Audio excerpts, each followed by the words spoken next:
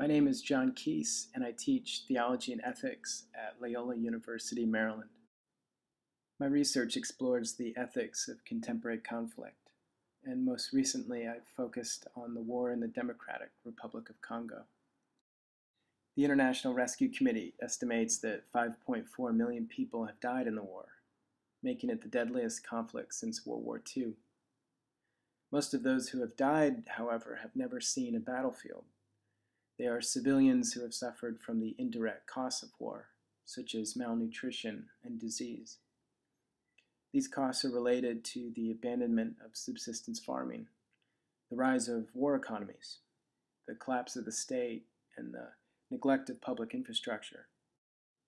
Ethical debates about war traditionally center upon the use of force. Congo also requires a focus at the level of civilian vulnerability and livelihood. In my research, I've been particularly interested in how local churches have found ways to endure the collapse of political order and sustain a variety of civic institutions.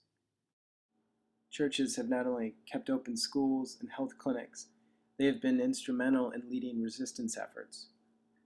In the eastern city of Bukavu, I've looked at the role of two key leaders of the Catholic Church, Archbishops Christophe Mutsihirwa and Emmanuel Catolico.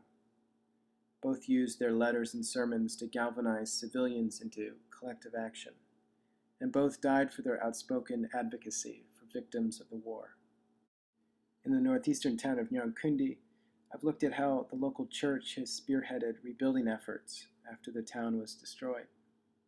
Despite continued insecurity, residents opted out of the conflict economy and returned to Nyankundi to rebuild the region's largest hospital and mitigate the indirect costs of war. In doing so, they have helped reconstitute a common world and reclaim a sense of moral agency. In doing research in Congo, I found that a local lens not only helps reveal overlooked dimensions of ethical problems, but offers access to the local wisdom that I think is indispensable to addressing these problems and building peace.